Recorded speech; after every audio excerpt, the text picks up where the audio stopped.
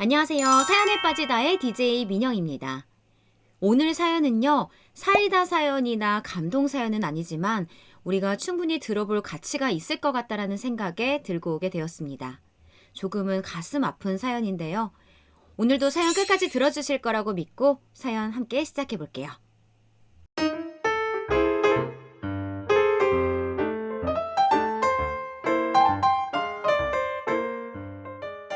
여러분 안녕하세요. 저는 서울 강남에 거주하는 50대 여자입니다. 오늘 내용은 여러분은 절대 이러지 마시라고 알려드리는 내용이에요.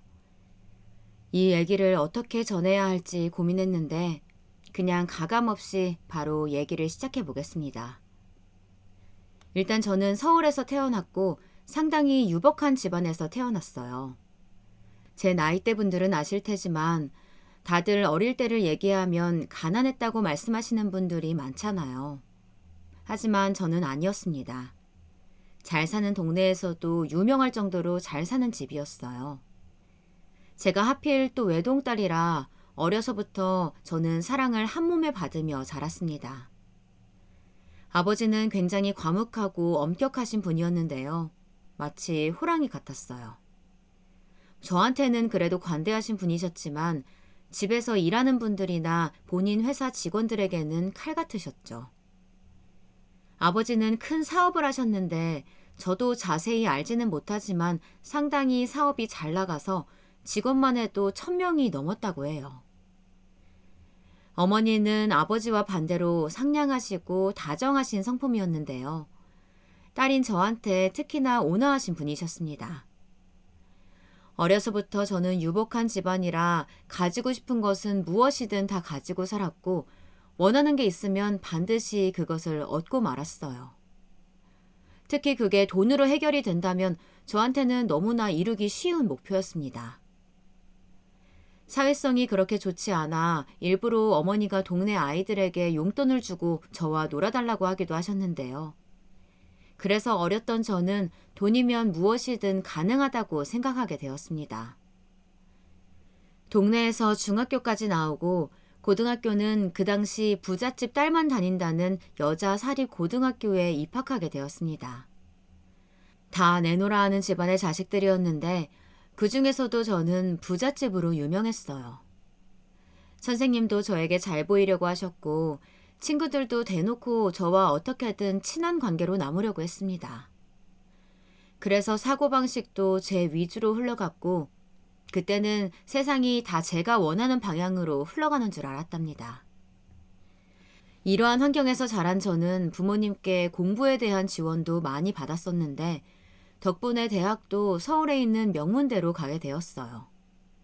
유명한 선생님들을 집으로 불러서 전 과목을 과외받았으니 어떻게 보면 당연히 명문대에 진학할 수밖에 없었습니다.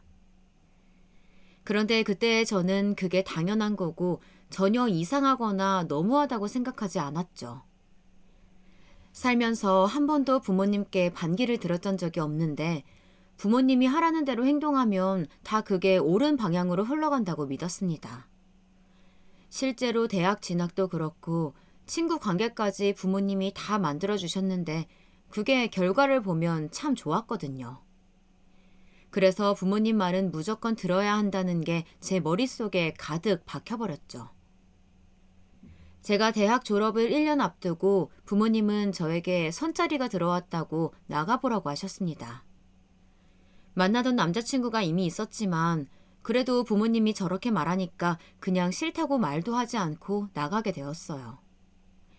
이상하다고 생각하실 수도 있는데 그때 저한테는 부모님의 말씀은 법보다 강력했거든요. 두 분은 저한테 강압적이거나 그러지도 않았는데 무의식적으로 제 머릿속으로 그렇게 생각이 가득 차 있었나 봐요. 그렇게 선자리에 나가게 되었고 지금은 그 카페가 없어졌지만 신촌에 있는 어느 카페였습니다. 학교랑 가까워서 좋다고 생각하며 나갔는데 거기서 지금의 남편을 만나게 되었습니다. 남편은 그때 제가 다니던 학교의 옆 학교에서 의대를 다니고 있던 학생이었어요. 저는 클래식 음악을 전공했는데요. 그 중에서도 피아노 전공이랍니다. 별 생각 없이 나간 선짜리였지만 저는 의대에 대한 관심도가 높았고 남편은 피아노에 대한 흥미가 커서 되게 재밌는 시간을 보내게 되었어요.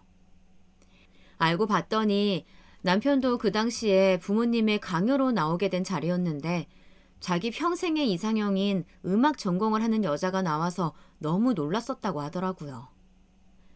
만나던 남자친구와 헤어지고 남편과의 연애를 시작했는데 당연히 양가에서는 좋아하셨습니다.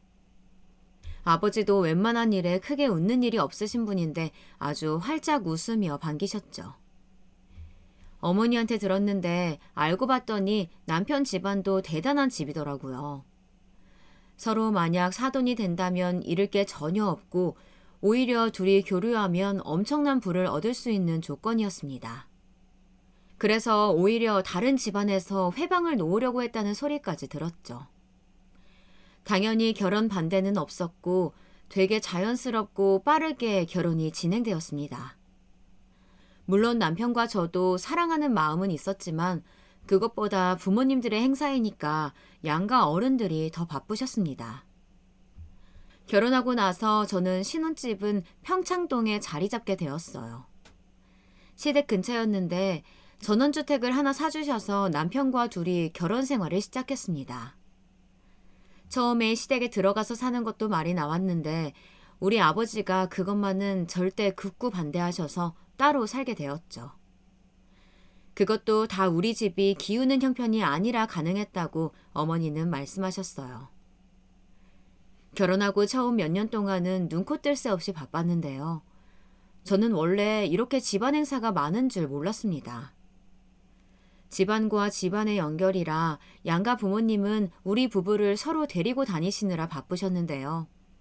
진짜 연예인도 아니고 모임만 몇 곳을 나갔는지 모르겠어요. 그리고 조부모님들도 챙기고 양가 친척집에 인사도 가고 너무 바빴습니다. 저는 그 와중에 대학 졸업을 했는데 제 졸업 연주회 때 시부모님이 오셔서 아주 커다란 꽃다발을 주었던 게 생각이 나네요. 외동인 저와 달리 남편은 누나 한 명이 있어서 저는 형님도 있었는데요. 저에게 얼마나 잘해주셨는지 모릅니다. 다만 형님은 미국인 남편과 결혼해서 미국에 사느라 몇 번 뵌 적은 없어요. 지금도 미국에 사시는데 조만간 뵈러 가야겠습니다. 어쨌든 저는 시댁과 같이 살지는 않았어도 매주 일요일 아침은 시댁에서 같이 아침 식사를 해야 했는데 이 정도는 기꺼이 어렵지 않게 했어요. 시어머니가 시집살이를 시키는 것도 아니었고 가면 그냥 사는 이야기를 하고 저는 모르는 사업 이야기가 오고 갔죠. 시아버지도 우리 친정아버지처럼 사업을 하셔서 은근히 아들인 제 남편이 사업을 물려받기를 원하셨는데요. 남편은 힘들게 의대에 진학했으니 의사를 하고 싶어 하였습니다. 형님은 미국에 계시고 아들은 의사를 하겠다고 하니까 어쩔 수 없이 늙어도 계속 회사 생활을 해야겠다고 하시며 웃던 시아버지의 웃음소리가 아직도 귓가에 들리는 기분이에요. 과묵하고 엄격했던 우리 친정아버지와 달리 시아버지는 웃음이 많고 표정도 다채로우셨습니다. 시어머니도 다정하고 밝으셔서 제가 시댁에 금방 적응할 수 있게 많이 도와주셨어요. 특히 시어머니는 형님이 미국에 있으니 딸을 잘 못 보시잖아요. 그래서 저에게 많이 의지하며 시간을 보내셨습니다. 시댁에 자주 놀러 오라고 하셨고 실제로 가면 같이 쇼핑도 하고 카페에 가서 담수도 나누며 단둘이 재밌는 시간을 보냈어요.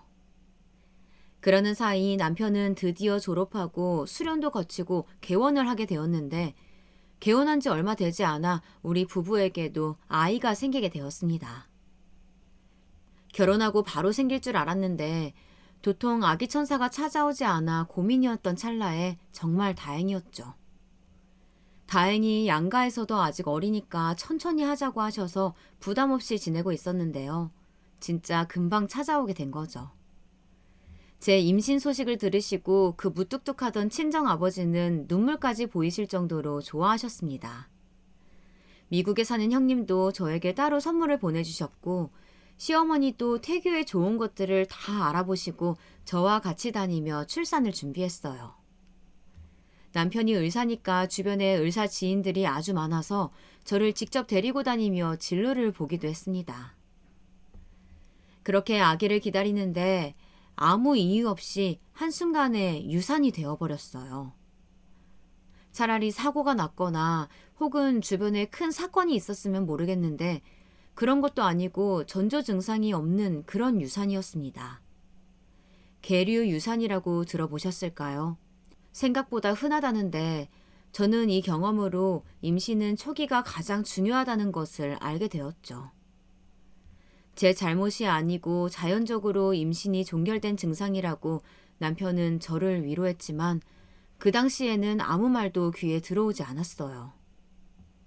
분명 초음파에서 아기 집이 보인다고 했는데 발달 과정에서 태아가 아무리 찾아봐도 보이지 않는 모습에 너무 충격을 받았습니다. 지금은 생각해보면 그럴 수도 있는 일이라고 생각이 들지만 그때에는 8명 중 1명은 일어나는 비교적 흔한 증상이라는 것을 아무리 들어도 머리로 이해하는 것과 받아들이는 것은 분명 큰 차이가 있었습니다. 또 결혼하고 몇 년 만에 생긴 아이라 더 그랬던 것 같아요. 다시 아기를 준비하면 되는 것인데 그때는 그게 너무 받아들이기 힘들고 또 아이가 생겨도 제가 유산을 하게 될까봐 얼마나 무서웠는지 몰라요. 제가 너무 많이 힘들어서 일상생활도 제대로 하지 못하니까 남편은 저에게 친정에 가 있는 것은 어떠냐고 했고 그 말을 듣고 저는 친정에서 1달 동안 쉬게 되었습니다. 그때 저도 힘들었는데 무엇보다 부모님이 제 걱정으로 힘들어하는 것을 바로 옆에서 보고 힘을 내서 일상으로 돌아가야겠다고 생각했죠. 시부모님도 너무 아기를 가지는 것에 강박을 가지지 말고 천천히 하늘이 보내주면 받아들이자고 하셔서 저는 차라리 전공인 피아노 쪽으로 관심을 돌렸습니다. 결혼하고 한동안 멀리 했는데 오랜만에 연습도 하고 종일 밥도 먹지 않고 피아노에 매달리니 이제 좀 살 것 같았죠. 오래 쉬어서 손이 굳었어도 잠자는 시간만 제외하고 계속 치니까 금방 실력이 돌아와서 연주하는 재미에 빠졌습니다. 확실히 관심을 다른 쪽으로 돌리니까 숨통이 트여서 소소하게 지인들을 불러 연주회도 하고 지냈더니 또 마음이 괜찮아지더라고요. 그러다 정확히 아이를 잃고 1년 후 다시 아기 천사가 우리 부부를 찾아와 주었습니다.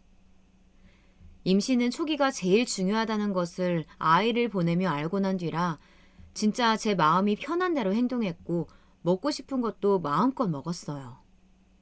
최대한 좋은 것만 보려고 했고 친구들을 만나도 조금만 부정적인 소리를 들으면 그 말을 하지 말라고 막았습니다.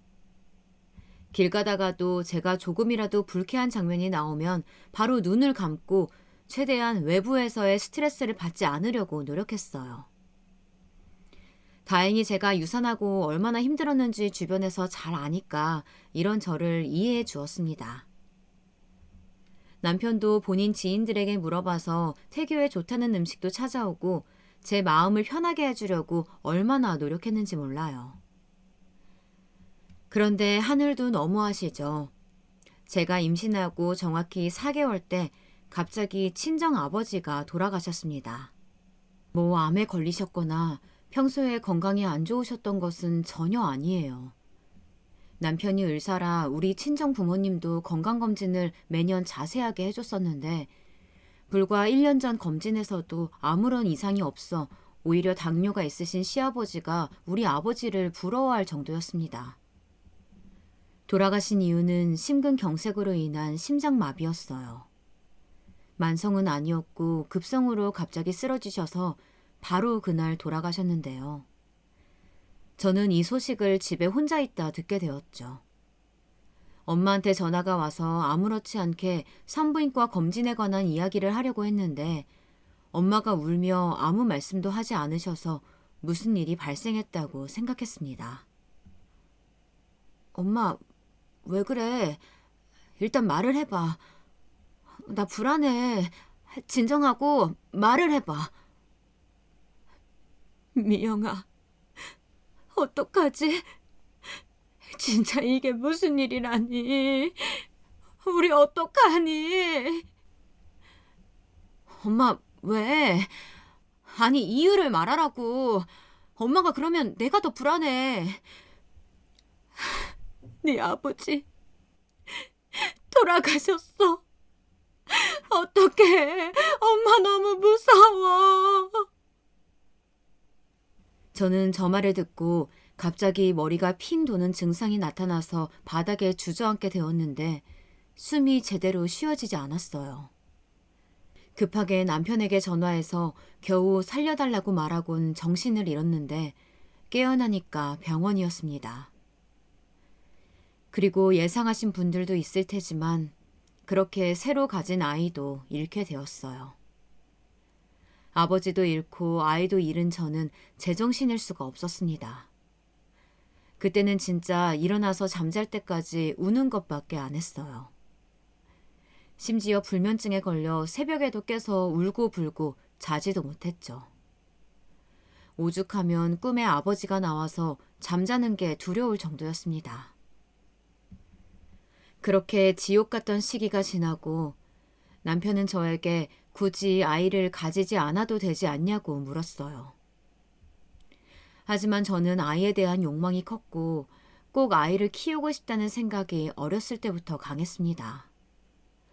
물론 전공은 피아노였지만 학교에서 친구들이 나중에 커서 뭐가 되고 싶냐고 물어보면 내 꿈은 엄마라고 답할 정도였어요. 친정엄마도 충격이 커서 정신과 치료를 정기적으로 다니셨고 한동안 우리는 슬픔에 빠져 있었습니다. 남편은 정 그러면 입양을 알아보는 게 어떤지 물어봤는데 저는 처음에는 거부했으나 시간이 지나갈수록 아이를 가지고 싶다는 욕망은 집착으로 번지기 시작해서 실제로 입양기관의 방문도 여러 번 하게 되었어요. 시부모님은 입양에 대해 그리 좋은 반응이 아니었었는데 차라리 아이를 낳지 않는 것은 어떠냐고 물으셨죠. 방향은 달랐지만 시부모님과 저는 꼭 어쨌든 아이를 가지고 싶단 마음은 같았습니다. 남편은 자기가 의사니까 주변에 많이 물어도 보고 오죽하면 미신으로 내려오는 굿까지 받을 정도였습니다. 안 해본 노력이 없을 정도로 여러분이 생각하시는 그 모든 것을 전부 다 했다고 생각하시면 돼요. 인공수정이나 그런 것도 당연히 해봤고 모든 노력을 열심히 했는데도 아이가 생기지 않았어요. 미국 사는 형님이 한국에 오셔서 저에게 진지하게 어느 정도 내려놓는 것도 중요하다고 말씀하셨는데 가지지 못한 사람에겐 그게 얼마나 어려웠는지 몰라요. 제가 친구 중에서는 빨리 결혼한 편인데 이미 친구들은 결혼해서 그 자식들이 돌잔치도 하고 어린이집도 들어가는 것을 보니 더 조급해졌습니다. 그때가 아버지를 잃은 직후라 마음이 더 급했던 것도 있었어요. 점점 웃음은 사라지고 예전처럼 피아노로 관심을 돌려보려고 해도 피아노를 치는 도중 자꾸 아이가 생각나서 힘들었습니다. 다른 사람들은 예상하지 못하게 아이가 갑자기 생겨서 고민이라던데 왜 나는 안 생겨서 고민인지 신세 한탄도 많이 했습니다. 너무 답답해서 전공 교수님 중에 제가 유난히 좋아하고 부모님과도 안면이 있으신 분에게 가서 상담했더니 오히려 입양을 권하시더라고요. 아이를 집안에 들이면 그 기운을 받아 남편과 저에게도 아기가 생길 거라고 하셨죠. 예전에 이미 입양기관에 방문했으나 그때는 제가 내키지 않았고 시부모님도 원하지 않으셔서 흐지부지 되었는데 이번엔 남편과 진지하게 논의하기 시작했습니다. 시부모님도 제가 아이를 가지는 것에 너무 스트레스를 받아 살도 많이 빠지고 잠도 못 자고 정상적인 생활을 못하는 것이 걸리셨는지 입양을 허락하셨어요. 그래서 남편과 가서 입양할 아이들도 보고 정식으로 통보만 남겨놨을 때였는데 이상하게 그 전날에 무언가 이상한 느낌이 났습니다. 이 기분을 뭐라고 설명해야 할지 모르겠는데 말 그대로 기분이 묘한 느낌이었어요. 혹시 하는 마음에 기관에 방문하기 직전에 병원에 갔더니 임신이었습니다. 너무 놀라서 사고 회로가 정지되었고 몇 번을 물어봤는지 몰라요. 남편과 같이 갔었는데 믿기지 않아 다시 남편 동료가 아는 산부인과로 가서 또 검진을 받고 병원을 3곳을 돌아다니며 확인했습니다. 온몸에 소름이 돋아서 눈물도 나오지 않았어요. 빨리 소식을 양가에 전했고 이번에는 딱 우리 가족끼리만 알고 있기로 얘기를 했습니다. 괜히 또 주변에 알렸다가 혹시 모를 경우가 생길 수도 있으니 진짜 얼마나 조심하고 또 조심했는지 몰라요. 제가 너무 아이가 어떻게 잘못될까 두려워 신경 쓰니까 아이의 남편은 친정엄마를 우리 집으로 불러서 같이 지냈습니다. 시부모님도 절대 저에게 먼저 연락하지 않으셨고 친정엄마와 남편의 보살핌으로 저는 집과 병원만 다니며 태교할 수 있었어요. 이상하게 그렇게 임신 준비할 때는 쳐다보기도 싫던 피아노가 임신하니 수월하게 연주되어 얼마나 놀랐는지 모릅니다. 일부러 가족들은 무슨 일이 생겨도 저에게 얘기하지 않았고 최대한 안 좋은 뉴스도 안 보려고 텔레비전조차 틀지 않았습니다. 유난이라고 생각하실 수도 있는데 아이를 2번이나 잃은 저는 할 수 있는 한 최대한으로 아이를 지키고 싶었습니다. 돌아가신 아버지가 주신 아이라고 생각하고 열심히 태교하고 자연분만으로 아주 건강하게 아이를 낳게 되었어요. 태어난 아이는 아들이었고 이름은 성민이로 지었습니다. 시부모님이 아주 유명한 철학관에 가서 큰 돈을 주고 지어오신 이름인데 저도 마음에 들었어요. 세상의 모든 아이가 그렇겠지만 저한테 성민이의 의미는 너무나도 컸습니다.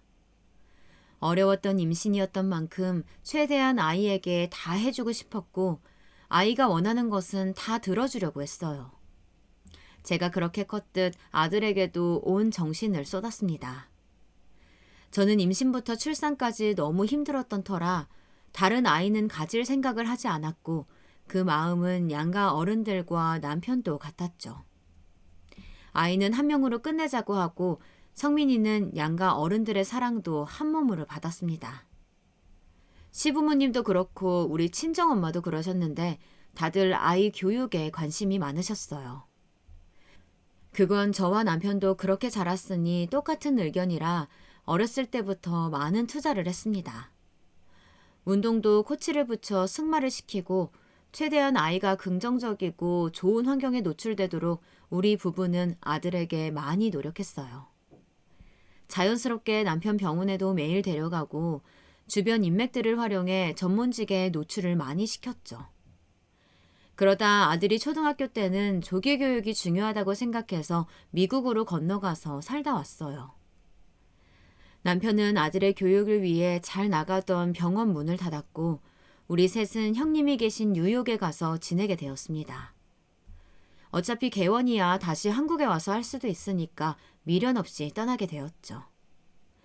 시부모님도 동의하셨고 친정엄마가 마음에 걸렸지만 다행히 시어머니가 우리 엄마를 많이 챙겨주셔서 마음 놓고 다녀오게 되었답니다. 오로지 아들의 영어와 인맥을 위해 갔던 거라 거기서도 무조건 아들 중심으로 행동했어요. 형님에게 들은 정보로 부유한 사람들만 가는 뉴욕의 사립학교에 아들을 입학시키고 남편과 저는 아들에게 질 좋은 인맥을 만들어주려고 얼마나 열심이었는지 모릅니다. 일부러 저는 성격에 맞지도 않는 사교 모임에 나가 열심히 배운 영어로 소통하며 억지로 웃으며 아들 친구를 한 명이라도 더 만들려고 했죠. 그 노력이 통했던 건지 아들은 다행히 생각보다 적응을 잘할 수 있었어요.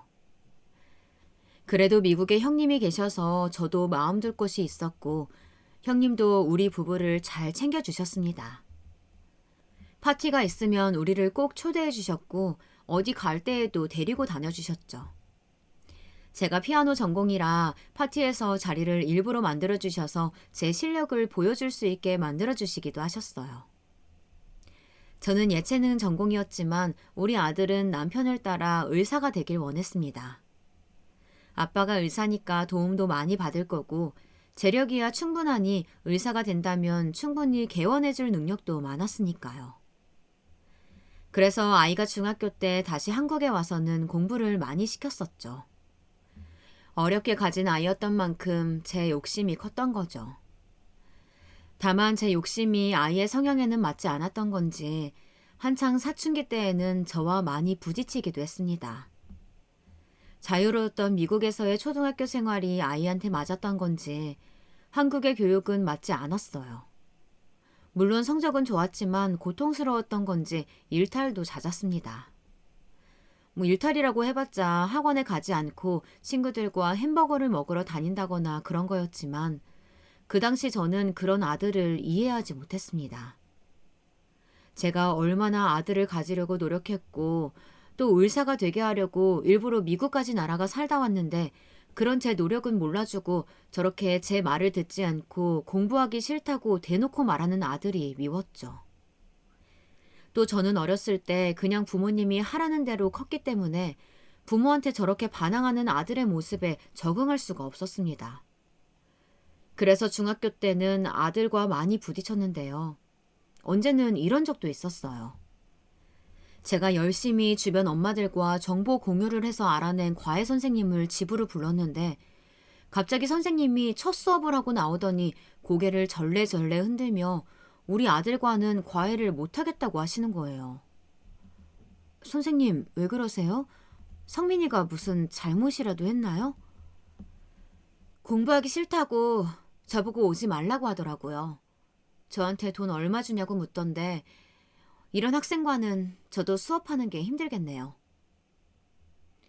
모시기 힘든 선생님이라 대기표를 뽑아가면서 기다려 모셔온 수학 선생님인데 아들이 자기 입으로 저렇게 말했다니 너무 충격이 컸습니다. 선생님이 돌아가시자마자 아들에게 가서 냅다 책상에 있는 책을 바닥으로 던졌습니다.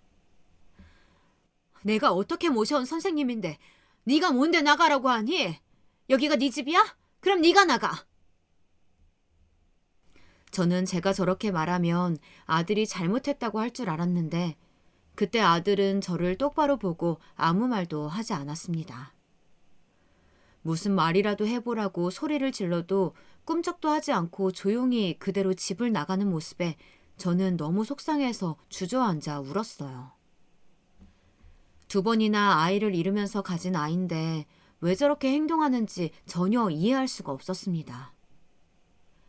이게 첫 번째 가출인데요. 아이는 나가서 그래도 다른 곳으로 가지 않고 남편 병원으로 갔더라고요. 남편이 저에게 전화가 와서 자기가 저녁을 먹이고 데려간다고 하길래 알았다고 대답하고 머리가 아파 약을 먹고 잤습니다. 남편은 너무 공부에 대한 압박이 심하면 잘하다가도 못할 수 있다고 적당히 하라고 했는데요. 솔직히 그때 주변 아이 친구들에 비하면 아이는 심하게 압박이 있는 편도 전혀 아니었어요. 학원도 오히려 성민이 친구 엄마들이 저에게 저것밖에 보내지 않아도 되냐고 할 정도로 딱 필요한 학원만 보냈는데요. 아들이 저렇게 나오니까 저는 너무 속상했습니다. 아이가 중학생 때는 그래서 계속 부딪혔습니다. 아들은 버거워하고 저는 그래도 수학과 영어만큼은 해야 한다고 하고 중간에서 남편이 참 난처해서 어쩔 줄 몰라 했습니다. 오히려 시부모님이 제 얘기를 더 잘 들어주실 정도로 남편은 중립을 지켰는데요. 그래서 아들은 점점 저보다 남편과 가까워졌어요. 그걸 보고 그때는 그것조차 서러워서 아이에게 서러움을 토해내기도 했었죠. 아이를 자연분만으로 낳고 저는 건강이 예전 같지 않아 병원도 자주 다녔는데요. 사실 미국에서 중학교에 다니지 않고 한국으로 왔던 이유도 제 건강 때문이었거든요. 어디 뭐 건강에 치명적인 큰 병이 있었던 것은 아닌데 잔병 치레가 많았습니다. 미국에서는 워낙 병원비가 비쌌고 또 검사하려면 오래 기다리고 한국만큼 빠르고 정확하지 않아 차라리 남편이 의사로 있는 한국이 좋더라고요. 물론 남편은 미국에서도 직장이 있었는데 아무래도 한국인이니 우리는 한국이 좋았습니다. 귀국 후 남편은 더 좋은 곳에서 신식 건물에 병원을 개원하고 아주 바쁜 생활을 보냈어요. 그러다 보니 아이 교육에 대해서는 제가 오로지 전담했는데 아이가 그걸 버거워하니 자꾸 남편 병원을 찾아갔죠. 저보다 병원을 자주 가는 아이 때문에 그것도 참 골치가 아팠습니다. 너는 왜 자꾸 아빠 병원에 가? 집으로 와서 공부해. 내가 우리 아빠 병원에 가는데 그것도 이제 뭐라고 해요? 엄마, 도대체 나한테 왜 그래요? 나한테 관심 좀 꺼줘. 뭐라고? 관심을 끄라고? 내가 너 가지려고 얼마나 노력했는데 다른 사람도 아니고 네가 나한테 어떻게 그래? 부담스럽단 말이야. 제발 그만. 제발 부탁이에요. 아이는 저와 하루가 멀다 하고 싸웠는데 주위 친구들에게 털어놓으면 아이 편을 드는 친구도 있고 제 편을 들어주는 친구도 있었어요. 주로 이렇게 아이와 감정 싸움을 하는 친구들은 자녀가 딸이었는데 아들하고 이렇게 부딪히는 사람은 제가 유일했죠. 그리고 공부도 그랬지만 무엇보다 아들과 많이 싸웠던 이유는 따로 있었습니다. 바로 친구 관계였는데요. 저는 일부러 아이의 교육 환경을 위해 미국으로 갔던 거였고 한국에 와서도 중학교를 흔히 말하는 강남에 있는 유명 중학교에 입학시켰어요. 학원도 동네 엄마들과 공유해서 학업 분위기가 좋은 곳으로 보냈고 개인 과외를 붙여 집으로 선생님을 불렀습니다. 조금이라도 질이 나쁜 사람과 어울리지 않게 하려고 그랬던 건데 아이는 그런 제 마음을 몰라주고 질이 나쁜 아이들과 어울리기 시작했어요. 이 동네 분위기가 전혀 그런 분위기가 아닌데 다른 동네까지 가서 학원을 빠지고 노래방에 가고 다 큰 중학생이 놀이터에서 모여있기도 했죠. 그걸 보고 저는 진지하게 다른 중학교로 전학까지 시키려고 했는데요. 이건 남편이 막아서 그러지 못했습니다. 결국 고등학교는 기숙사가 있는 명문고에 보내려고 했는데 아이도 오히려 기숙사가 있는 곳에 가고 싶다고 해서 이유는 달랐지만 어쨌든 중학교를 졸업하고는 집에서 다니는 게 아니고 기숙사가 있는 명문 고등학교에 진학하게 되었습니다. 철이 들었던 건지 떨어져 있어서 그랬던 건지 고등학교에 가서는 아이와 저는 중학교 때처럼 부딪히지 않았습니다.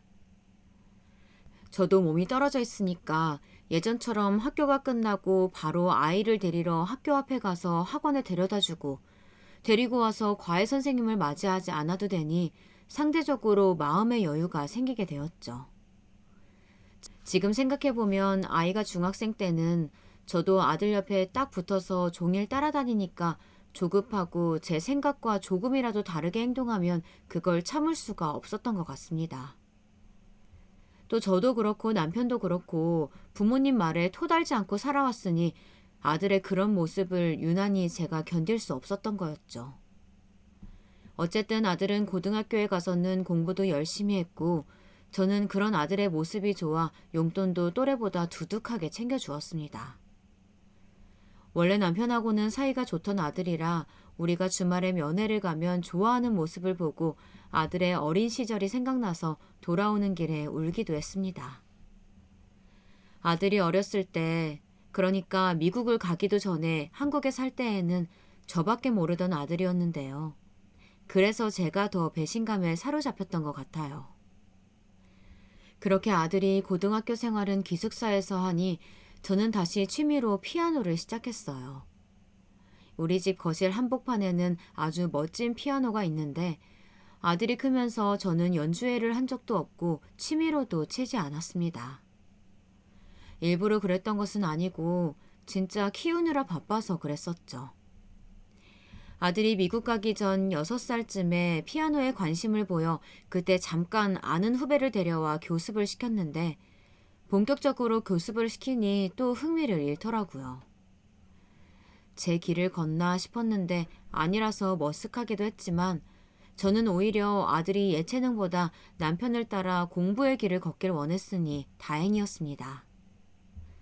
만약 아들이 아니고 딸이었으면 피아노를 시켰을 텐데 아들이니까 남편처럼 의사가 되길 원했었죠.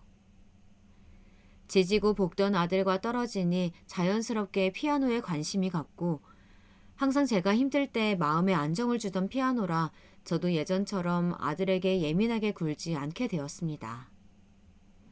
그리고 아들이 고등학생 때 시아버지가 돌아가셨는데 시아버지는 췌장암에 걸리셔서 돌아가시게 되셨어요. 남편은 시아버지를 살리려고 많이 노력했지만 암이라는 것이 아무리 인간이 노력해도 되지 않는 부분이더라고요. 아는 선배를 찾아가고 전공 교수님들을 찾아가고 노력했는데 시아버지는 결국 돌아가셨습니다.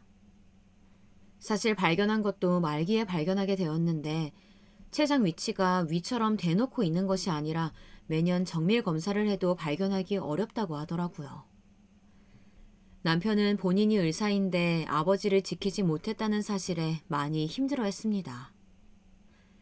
저는 이미 우리 친정아버지를 떠나보낸 입장이라 남편이 얼마나 힘들지 잘 알기에 옆에서 안타까웠어요. 그런데 그때 우리 아들이 남편이 힘들어하는 것을 옆에서 보고 자기는 꼭 의사가 되겠다고 했던 게 기억이 나네요. 시아버지는 우리 아들에게도 많은 애정을 주셨는데 아들은 사람 살리는 의사가 되겠다고 엄청나게 공부를 열심히 했습니다. 그런 모습을 보며 남편도 시어머니도 다시 마음을 다잡게 되셨고 우리는 아이를 보며 일상으로 되돌아올 수 있었습니다. 아들은 중학교 때 제가 그렇게 하라고 해도 직접 내쫓아냈으면서 그때부터는 저한테 대놓고 과외 선생님을 알아봐 달라고 했어요. 그래서 방학 때 집에 올 때는 학교에 다니는 것보다 더 열심히 집에서 전 과목 과외를 돌렸습니다. 코피가 터지는 것은 그냥 일상이었고 같은 책도 10권 넘게 풀었어요. 오죽하면 저는 그런 아들이 걱정이 되어서 적당히 하라고 할 정도였습니다. 중학생 때는 시켜도 안 하더니 신기하기도 하고 기특하기도 했어요. 당연히 아들의 모의고사 성적은 좋았고 저는 점점 기대하기 시작했죠. 주변에서도 아들 친구 엄마들이 저를 띄워주었어요. 성민이는 진짜 의대 가겠다. 아빠 따라가네? 에이, 아직 몰라요. 수능을 잘 봐야 가죠. 모르긴. 이번에도 모의고사 전 과목 1등급이라며. 역시 대단해. 역시 피는 어디 안 가? 저는 그런 엄마들 앞에서는 아니라고 둘러댔지만 속으로는 얼마나 기대했는지 말도 못합니다. 친정엄마한테 대놓고 우리 아들 의대 갈 거라고 할 정도였죠. 남편도 웬만하면 그런 말을 잘 안 하는 사람인데 성민이가 진짜 의대에 진학할 것 같다고 할 정도로 많이 기대했습니다. 그런데 이런 우리의 기대가 부담이 됐던 건지 성민이는 수능에서 미끄러지게 되었습니다. 저는 제 마음도 그렇지만 무엇보다 본인이 가장 힘들어 보였어요. 아들은 그렇게 코피 터지게 공부하고 노력했는데 본인이 원하는 서울대학교 의과대학에 진학하지 못한 게 충격으로 다가왔는지 방 안에서 나오지도 않고 밥까지 거부했습니다. 성민아, 다른 지방에 있는 의대 갈 수 있잖아. 어디든 가면 의사 면허가 나오잖아. 괜찮아. 제가 아무리 달래도 아무 말도 없었고 오로지 남편을 따라 서울대 의대만 가겠다고 고집하는 아들 때문에 저와 남편은 두 손 두 발을 다 들게 되었어요. 본인이 그렇게 원하니 결국 재수를 시켰고 저는 그때 아들이 공부하다 어떻게 될까봐 얼마나 걱정했는지 모릅니다. 얼굴을 볼 시간도 없이 공부하던 아들은 재수 끝에 결국 서울대 의과대학에 진학하게 되었어요. 진짜 합격 발표가 나던 날 저는 세상을 다 가진 기분이었습니다. 기쁘다는 말로는 그 감정을 제대로 설명할 수 없을 것 같아요. 남편과 저와 성민이는 셋이 서로를 끌어안고 거실을 굴렀거든요. 그리고 성민이의 대학 생활을 본인이 원하는 대로 다 해주었습니다. 집하고 그렇게 먼 거리도 아니었는데 본인이 자취하고 싶다고 해서 가까운 곳에 아파트를 얻어주고 살게 해줬고 용돈도 직장인이 받는 월급 정도로 주었어요. 그때 성민이가 인생 처음으로 여자친구도 만났는데 이름은 지영이었고 저도 몇 번 봐서 얼굴을 알았습니다. 참 착하고 예뻤던 학생인데 졸업할 때쯤 헤어졌다는 소리를 듣고 얼마나 안타까웠는지 몰라요. 내심 속으로 지영이와 결혼을 하면 좋겠다고 생각했던 저는 남편에게 식장을 알아보자고 할 정도였으니까요. 아들이 의대에 가고 친구들 모임에 가면 기가 살아서 즐거웠습니다. 어딜 가도 남편은 의사고 아들은 지금 의사 준비 중이라는 소리를 하면 저를 대단하게 여기니까 그게 너무 좋았어요. 시어머니와 친정엄마도 의사 집안이라고 며느리를 기대하셨습니다. 저는 아들이 의사니까 당연히 본인도 의사인 며느리를 원하겠지 생각했어요. 그래서 몇 번 떠봤는데 아들은 연애 얘기가 나오면 입을 꾹 다물었습니다. 제가 아마 첫 여자친구인 지영이를 만날 때 관심을 가졌던 게 부담스러웠나 봐요. 저는 아들 여자친구라고 싫었던 게 아니고 오히려 지영이와 결혼하길 바래서 관심을 가졌던 건데 아들은 그 이후로 제가 연애나 결혼 얘기를 꺼내면 자리를 뜰 정도였습니다. 남편하고 더 친했던 아들이라 남편을 시켜서 물어봐도 반응은 똑같았어요. 남편은 때가 되면 할 거라고 일단 그냥 지켜보자고 해서 저도 한 발짝 멀리 떨어져서 보게 되었습니다. 그렇게 아들은 대학을 졸업하고 인턴을 지나 전공의 과정을 거쳤는데 그때는 너무 바빠서 연락도 제대로 되지 않았었죠. 아들은 전공을 내과로 정했는데 남편과는 세부 전공이 달라 같이 병원에서 일하는 게 아니고 개원을 해주기로 했습니다.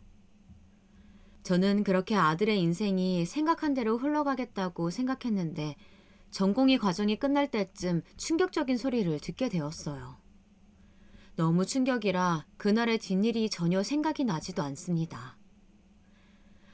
아들이 진지하게 할 말이 있다면서 바쁜 시간을 쪼개서 남편과 저를 한정식 식당으로 불렀는데 가기 전에 너무 진지하게 말하길래 남편과 저는 어느 정도 예상을 하고 갔어요. 결혼할 사람이 있다고 말하겠지 생각하고 갔는데 역시나 예상대로 아들은 우리 부부에게 결혼하겠다고 발표했습니다. 아들의 결혼은 분명 좋은 소식이었고 저도 며느리를 기대하고 있던 터라 결혼 자체에는 참 긍정적이었는데요. 그 뒷말이 너무 충격적이었어요. 그래, 아들. 그래서 며느리는 뭐 하는 사람이야? 집으로 데리고 와. 우리 병원에서 간호조무사로 일해요. 진짜 착하고 예쁘고 성실한 마음 따뜻한 사람이에요. 뭐? 간호사도 아니고 간호조무사? 네. 엄마가 그러실 줄 알긴 했는데 진짜 선한 사람이니까 너무 뭐라고 하지 마세요. 저는 아들의 충격적인 말에 입맛도 떨어져서 숟가락을 더 들지도 못했습니다. 말하고 가자면 저는 간호사나 간호조무사 직업을 비하하는 것은 진짜 전혀 아니에요. 다만 아들이 코피 터지게 노력해서 의대에 진학하고 지금 개원을 앞두고 있는데 며느리 될 사람이 대학도 나오지 않은 고졸 출신 간호조무사라는 소식이 너무 달갑지 않았습니다. 물론 사람 됨됨이가 중요하다고 생각하실 수도 있는데 저는 그 당시 그렇지 않았어요. 결혼이 연애도 아니고 집안과 집안의 연결이니 신중하게 생각해야 한다고 봅니다. 그런데 아들이 저런 말을 하니까 무슨 말을 해야 할지 모르겠고 씹던 밥알이 돌같이 느껴졌어요. 남편도 저와 같은 반응으로 아무 말도 하지 않으니까 아들은 그런 우리를 보고 본인의 마음은 절대 변하지 않을 거라고 했습니다. 안 돼. 긴 말 안 해. 엄마는 결혼 허락 못 해. 엄마가 새로 소개시켜 줄게. 세상에 좋은 사람 많아. 아빠도 그래요? 엄마는 당연히 그럴 줄 알고 기대도 안 했어요. 아들, 그날 어떻게 집에 왔는지는 기억도 나지 않습니다. 일어나서도 머리가 너무 아파서 집에서 일하시는 분이 죽을 만들어줬는데 그것도 한 입 먹고 말았습니다. 남편도 출근하지 못하고 집에서 둘이 머리를 부여잡고 이게 현실인지 아닌지 생각했는데 너무 안타깝게도 현실이 맞았습니다. 아들에게 연락해도 아들은 꼭 그 간호조무사와 결혼하겠다는 말만 되풀이했고 저는 어떻게든 이 결혼을 막아야지 생각했어요. 그래서 일단 아들에게 얼굴을 보고 이야기하는 게 우선이라고 데려오라고 구슬렸습니다. 결혼 허락은 당연히 하지 않을 거지만 누구인지 알기라도 해야겠다는 생각이었어요. 그렇게 아들은 여자친구를 우리 집으로 데려왔는데 저는 도저히 표정 관리가 되지 않았습니다. 속으로 얼굴이 엄청 예쁜가 생각했는데 생각보다 그렇게 미인이지도 않았어요. 아가씨 부모님은 무슨 일을 하세요? 아버지는 돌아가셨고 어머니는 식당에서 장사하세요. 어느 식당? 그냥 작게 국수 파세요. 얘기를 들어보니 가정 형편도 매우 좋지 않았던 것 같았어요. 그렇게 아들과 여자친구가 돌아가고 남편은 저에게 말했습니다. 그래도 성민이 말대로 심성은 착해 보여. 착한 게 중요해? 여보, 급이 중요하지. 당신은 저런 며느리 들이려고 우리 성민이 미국까지 가서 살게 했어? 고졸이라잖아. 집은 어디 사는지 모르겠지만 안 봐도 뻔해. 우리가 그래도 여유로우니까 그럼 간호대학이라도 보내주는 건 어때? 아까 말 들어보니까 형편이 좋지 않아서 대학을 가고 싶어도 못 갔다고 했잖아. 아니, 왜 우리가 그런 노력을 해? 뭔 간호사야, 그리고. 동료 여자인 의사들이 얼마나 많은데. 남편은 예비 며느리가 사람은 괜찮은 것 같다고 긍정적으로 말하더라고요. 저는 그런 남편의 말도 듣기 싫었고 다음 날 무작정 아들과 여자친구가 일하는 대학병원으로 찾아갔습니다. 이름을 기억했기 때문에 가서 물어보니 마침 근무 중이더라고요. 저를 보고 놀란 아들의 여자친구에게 할 말이 있다고 하고 병원과 조금 떨어진 카페로 가서 얘기를 꺼냈습니다. 다른 사람들도 그렇겠지만 저는 우리 성민이 진짜 힘들게 가졌어요. 2번의 유산 끝에 가진 아이고 키울 때도 엄청난 정성을 들여 키웠죠. 단도직입적으로 말할게요. 우리 성민이 놓아주세요. 어머니, 제가 잘할게요. 저 공부해서 간호사 될게요. 어울리는 사람이 되도록 노력할게요. 저 너무 성민 씨 사랑해요. 저는 간호사도 달갑지 않아요. 그냥 떠나주세요. 솔직히 만나면서 아가씨도 스스로 알지 않나? 급이 어울리지 않다는 거. 제가 저렇게 말하니 갑자기 울기 시작했는데 전혀 안쓰럽지도 않았고 빨리 우리 아들 곁에서 떠나주길 바랬습니다. 준비해간 봉투를 꺼내며 마지막으로 말했어요. 아가씨 월급의 몇 배가 되는 금액이에요. 이거 가지고 가서 그렇게 원하는 간호대학 들어가든 말든 알아서 하고 우리 아들한테 헤어지자고 하세요. 받을 수 없다는 아들의 여자친구를 두고 저는 도망치듯 카페를 나왔어요. 이 정도면 충분히 알아들었겠다고 생각했습니다. 그런데 반대하니까 더 사랑이 불타올랐는지 아들은 무작정 집에 들어와 저에게 봉투를 다시 주며 말하더군요. 엄마, 진짜 왜 그래요?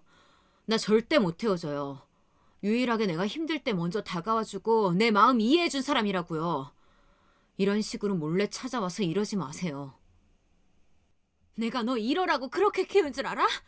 제발 정신 차려. 너야말로 이러지 말고 정신 똑바로 차리고 의사나 다른 전문직 며느리 데려와. 내가 알아보고 있으니까 기다려. 엄마가 100번 알아봐야 소용없어요. 그런 사람들은 내가 싫다고. 만약 아들이 포기하지 않고 저 여자와 결혼하게 된다면 그때는 제가 너무 창피해서 얼굴을 들지 못하고 다닐 것 같았습니다.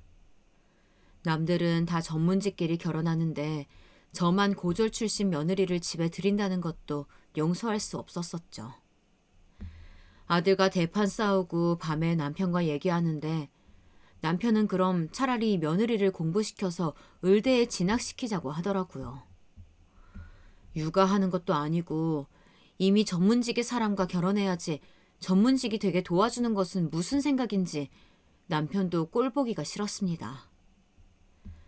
결국 저는 사람을 시켜서 아들 여자친구의 어머니가 하시는 식당을 알아냈어요. 거기에 갔더니 진짜 깜짝 놀랐습니다. 제 생각보다 훨씬 열악한 환경에서 일하고 있었고 크기도 우리 집에 있는 창고보다 작은 곳이었죠. 어머님 식당을 보고 오히려 더 반대하는 마음만 커진 채 들어가서 말했어요. 안녕하세요. 저 따님 남자친구 엄마입니다. 따님이 우리 집 아들과 결혼하겠다고 하는데 좀 말려주시겠어요? 이 돈이면 다른 곳 가서 정착하고도 남을 돈이에요. 부탁드려요. 엄마 말은 잘 듣는 착한 딸이죠? 처음 여자친구에게 건넸던 돈의 2배를 주며 말했습니다. 그 당시 저는 눈에 뵈는 게 없었고 제발 우리 아들을 놔주길 바랬어요. 어머니는 돈을 보고 놀란 눈을 감추지 못한 채로 가만히 있길래 그대로 두고 나왔습니다. 역시나 며칠 뒤 아들은 집에 와서 울며 소리를 질렀는데 전혀 개의치 않았어요. 이미 주변에 물어봐서 알게 된 선짜리 목록을 주며 여기 나가기나 하라고 했었죠. 만약 선짜리에 나가지 않으면 개원은 없던 일로 하자고 했습니다. 남편은 그냥 제가 겁주려는 용도인 줄 알았을 텐데 저는 진지했어요. 그런데도 아들은 여자친구와 헤어지지 않길래 저는 다시 한번 여자친구를 찾아가게 되었습니다. 찾아갔던 날이 근무날이 아니라길래 다음 날 또 찾아가서 무작정 병원에서 말했어요. 헤어지라고! 의사 만나서 팔자 필 준비했지? 포기해! 몇 번을 말해야 알아들어? 순진한 내 아들 어떻게 해서 결혼할 생각하지 말고 제발 헤어지라고! 네 엄마한테 준 돈 그거 당신 연봉의 몇 배야. 돈 더 필요해? 그럼 말해! 얼마 줘? 아들 여자친구는 제 말을 듣더니 저를 피해 다녔는데 저는 끝까지 따라다니며 말했습니다. 급기야 울기 시작한 그 사람을 앞두고 저는 그대로 병원을 빠져나왔어요. 남편에게 전화를 걸어 아들이 찾아와도 내보내라고 말했죠. 그리고 실제로 아들이 집에 와도 문을 열어주지 않았습니다. 저는 그렇게 하면 둘이 헤어질 줄 알고 그랬던 건데 전혀 제 예상과는 다른 일들이 발생하게 되었어요. 그날도 머리가 아파 아침부터 두통약을 먹고 선짜리 관련해서 전화를 하고 있었는데 갑자기 남편에게 전화가 왔습니다. 여보, 큰일 났어. 그 성민이 여자친구 어떡하지? 일단 내가 주소 찍을 테니까 거기로 와. 남편은 말을 잇지 못하고 저에게 문자를 하나 보내주었는데 문자의 주소는 다름 아닌 장례식장 주소였습니다. 알고 봤더니 아들의 여자친구는 홀로 극단적인 선택을 한 거였어요. 저는 너무 충격을 받게 되었는데 장례식장에 갔더니 아들이 저를 보며 울며 소리를 질렀습니다. 엄마가 여기가 어디라고요? 당장 나가! 그냥 나가라고!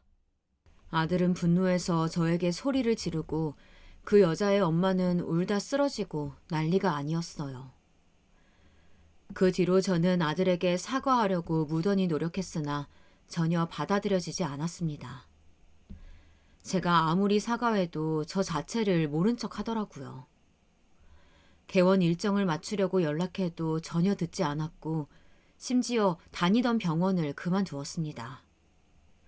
아마 여자친구가 생각나서 못 다닌 것 같았죠. 저는 아들에게 문자로 어떤 여자든 너에게 선택을 강요하지 않겠다고 했으나 답장은 전혀 오지 않았습니다. 이 사건으로 남편과도 얼마나 많이 싸웠는지 몰라요. 남편은 병원까지 찾아간 것은 심했다고 저에게 어떻게 그럴 수가 있냐고 하고 저도 많은 후회를 했습니다. 아들은 그렇게 되고 싶었던 의사도 안 하겠다고 남편에게 말했다고 하더라고요. 제 연락은 받지도 않았고 남편의 연락도 일주일에 한 번 겨우 받았다고 해요. 집에 찾아가도 없고 병원은 그만뒀고 얼마나 걱정을 했는지 모릅니다. 혹시 몰라서 전 여자친구의 어머님이 하던 가게에 찾아가도 가게는 이미 문을 닫아서 어머님 얼굴을 볼 수 없었죠. 주선했던 선자리들도 다 없애고 저는 아들의 행방을 찾느라 고생했는데 아들은 저와 아예 인연을 끊겠다고 작정을 한 건지 전혀 연락되지 않았습니다. 그렇게 몇 주가 몇 달이 되고 시간이 흐를수록 저도 얼마나 후회하며 반성했는지 몰라요.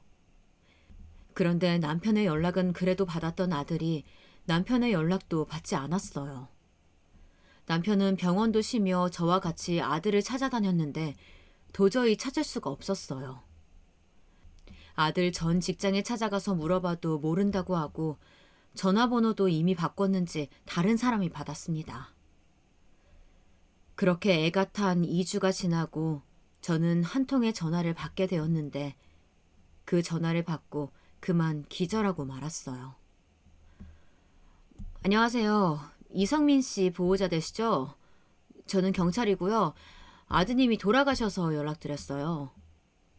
아들은 여자친구와 결혼하지 못하자 그 뒤를 따라갔어요. 처음에는 그 현실이 도저히 믿어지지 않아 얼마나 부정했는지 모릅니다. 집안까지 달려가서 아들의 사체를 봤을 때도 믿어지지 않아 몇 번을 심장에 귀를 가져다 댔는지 몰라요.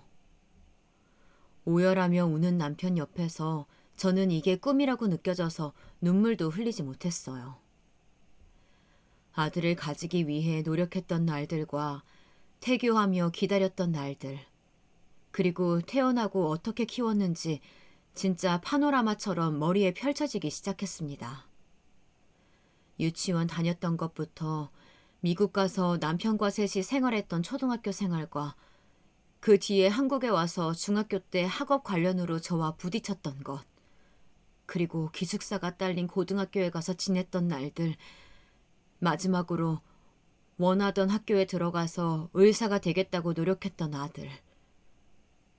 그때는 아들을 위해서 했다고 자부했던 일이 알고 보면 그건 다 제 마음을 위했던 일들이라는 것을 아들을 보내고 알게 되었습니다. 의사가 되고 누구보다 일에 열정적이었던 아들이라 주위에서도 유명했고 주변에 친구들도 많았던 아들이 저 때문에 세상을 떠났다니 저는 이 현실을 믿을 수가 없었어요. 하지만 아무리 후회하고 반성하고 자신을 탓해도 죽은 아들은 되돌아오지 않았습니다. 남편은 아들을 잃고 저와 말도 하지 않았고 심지어 병원에서 자며 생활했어요. 그래도 저는 그런 남편을 이해했고 그냥 종일 멍했습니다. 아마 이 사연을 듣는 분들은 저에게 제 행동을 후회하냐고 물어보실 것 같은데요. 거기에 대한 제 대답은 네, 맞습니다. 지금 미치도록 후회하고 있고 과거로 되돌아간다면 저는 그러지 않을 거예요. 그런데 아무리 후회하고 반성하고 있어도 아들을 살면서 다시는 만나지 못한다는 사실은 변하지 않아 너무 힘이 드네요. 만약 아들이 다시 돌아올 수 있다면 저는 아들의 여자친구가 며느리 되는 것을 반대하지 않고 축하하며 기꺼이 받아들일 거예요. 하지만 이렇게 뉘우쳐도 변하지 않는 사실을 받아들여야 하는 게 참 힘이 드네요. 제가 사연을 제보한 것도 여러분은 이러지 말라고 전하는 겁니다. 물론 저처럼 행동하는 분들이 많지 않을 거라는 것은 저도 이미 알고 있습니다. 왜 그때는 전혀 알지 못했을까요? 남편하고는 지금 냉랭한 상태를 유지하고 있고 아마 이대로라면 이혼하게 될 수도 있을 것 같네요. 그래도 받아들여야겠죠. 저는 아들이 떠나간 후 정상적인 생활을 전혀 하지 못하고 있고 아마 평생 이렇게 살게 될 것 같아요. 제 사연은 여기까지입니다. 들어주셔서 감사하고 여러분들은 부디 현명한 선택으로 최악의 결말을 맞이하지 마시길 진심으로 바랍니다. 평안하고 행복한 인생 보내시길 바랄게요. 감사합니다.